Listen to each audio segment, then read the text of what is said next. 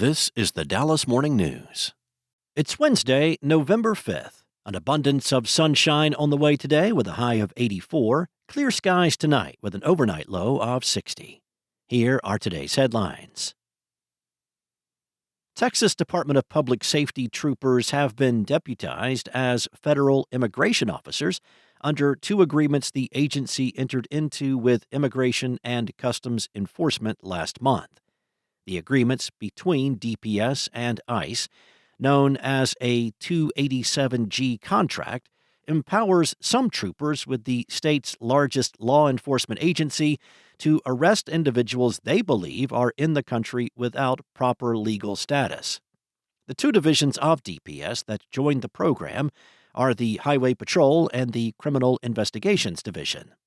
President Donald Trump's administration has pushed for state and local law enforcement agencies across the country to enter into these agreements to help federal immigration agents find undocumented migrants who could be deported. The contracts with DPS are for the task force model, meaning eligible troopers could arrest individuals if they encounter them while out on patrol or on the job. In a statement, the Texas Civil Rights Project warned that the task force model is far more dangerous for communities as it empowers officers to act as ICE agents. In other news, North Texas Food Bank CEO Tricia Cunningham never thought she would see a greater crisis than when the pandemic hit food-insecure residents. Now the federal government has shut down, cutting disbursements of the Supplemental Nutrition Assistance Program this month that helps feed 416,000 Dallas County residents.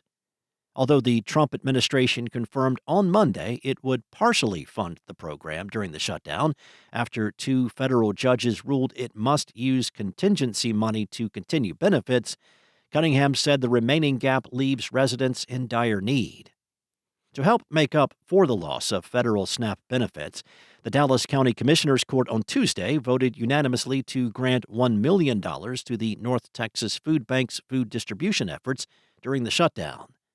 The money will help pay for bags of produce and 25-pound boxes of pantry staples like beans, pasta, and rice that will be distributed at special sites throughout the month for SNAP recipients.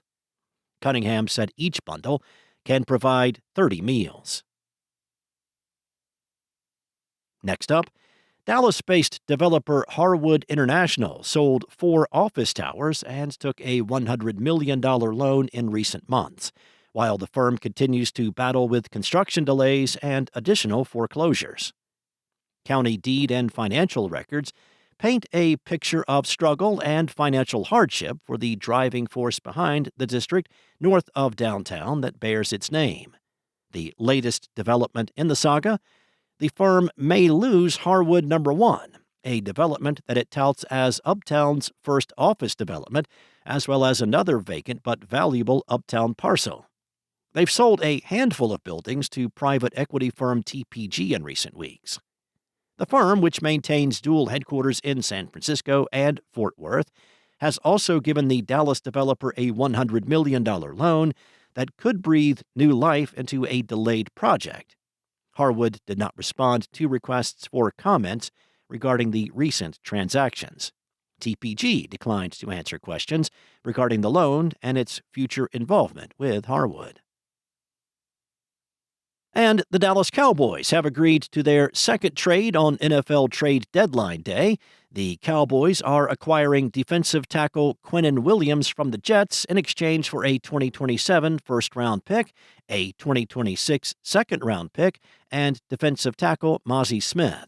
The 2027 pick will be the better of their 2 first-round picks, 2 people with knowledge of the deal told the Dallas Morning News. Cowboys owner and general manager Jerry Jones has had interest in Williams. Before the Cowboys traded Micah Parsons to the Packers, Jones called Jets owner Woody Johnson to ask about the availability of Williams, but was told he was not available. In 7 seasons with the Jets, Williams has 49 tackles for loss, 40 sacks, 8 forced fumbles, and 3 fumble recoveries in 98 appearances. Williams was first-team All-Pro in 2022 and has been selected to the Pro Bowl 3 times between 2022 and 2024. The move came hours after the Cowboys agreed to a deal to acquire Bengals linebacker Logan Wilson. Thanks for listening. For more on today's stories and the latest breaking news, visit dallasnews.com. Enjoy your day, and I'll be back tomorrow with more from the Dallas Morning News.